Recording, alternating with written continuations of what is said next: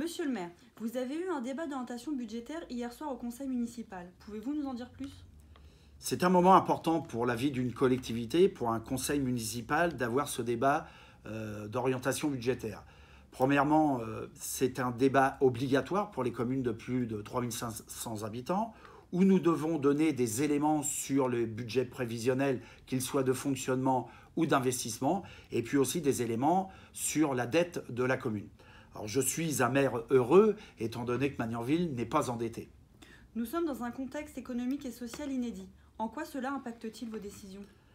Tout d'abord, je dois dire que c'est vraiment un mandat où nous avons eu, nous les maires, d'énormes difficultés. Difficultés pourquoi? Parce qu'on a traversé plusieurs lois, la loi MAPTAM, la loi NOTRe, la loi ALUR concernant le logement. Et je dois dire, et puis c'est ce que vous entendez les uns et les autres tous les jours, c'est que les maires en ont vraiment marre. Parce qu'en plus, on a eu cette baisse de dotation de fonctionnement de l'État.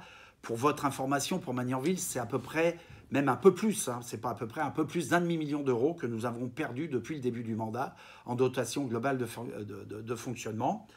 Et donc, c'est quand même très, très important pour une commune comme la nôtre. Vous deviez recourir à l'emprunt avant la fin du mandat. Qu'en est-il? Donc, j'ai annoncé hier soir au conseil municipal que nous n'allons pas recourir à l'emprunt.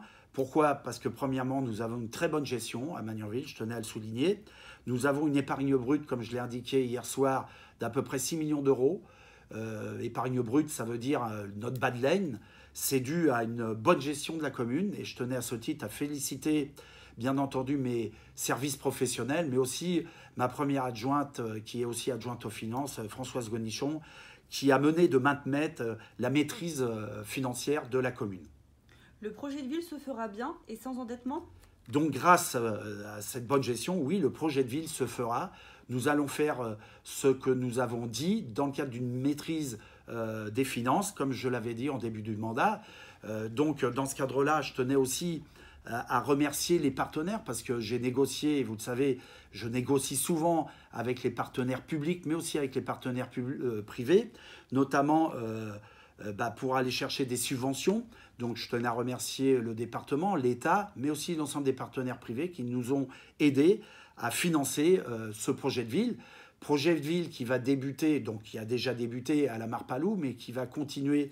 Et les travaux ont commencé en début de semaine par la fameuse bibliothèque-médiathèque, attendue de toutes et tous, avec son jardin de lecture, avec dans la continuité un pôle familial et sportif qui sera, je dirais, bercé par l'éco-pâturage, qui nous permet d'avoir la continuité de ce qu'on porte à Magnanville, une ville entre ville et campagne, et puis aussi ce beau projet d'entrée de ville pour la commune, donc qui va débuter par la déconstruction de l'enseigne But avant les vacances et qui continuera dans la foulée, donc tout de suite après les vacances, pour une livraison en 2021-2022. Pour finir, vous avez abordé la question de la sécurité-médiation. Quelles en sont les grandes lignes?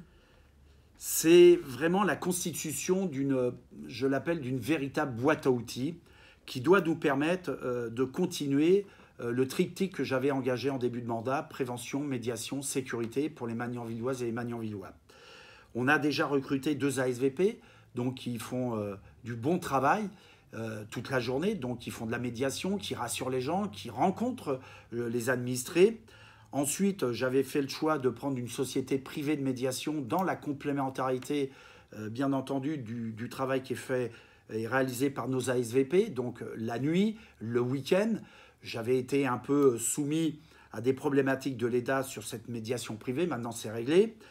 Donc nous allons mettre en place le 3e axe que j'ai proposé hier soir au conseil municipal, c'est le conseil des droits et devoirs de la famille, avec autour de la table la principale du collège, le proviseur du lycée et le directeur du lycée agricole que nous avons sur la commune, et bien entendu le commissaire de Mantes-la-Jolie, M. Véry, que je salue, qui fait du très bon travail avec nous à Magnanville sur ce conseil des droits et devoirs de la famille, qui doivent nous permettre, c'est une instance qui contribue à responsabiliser les jeunes adolescents et aussi à aider les familles, en lien bien entendu avec le procureur de la République de Versailles.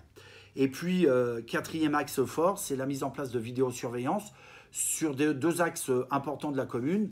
Le premier, c'est la place Mendès-France, où nous avons pas mal d'incivilités ou de casses. Et puis le deuxième axe, c'est autour du lycée Léopold Senghor et auprès du nouveau gymnase Marie-Amélie Le Fur que nous avons acquis il y a quelques mois maintenant, donc qui doivent nous permettre aussi de continuer et de gérer ces actes d'incivilité et de continuer notre triptyque prévention, médiation, sécurité.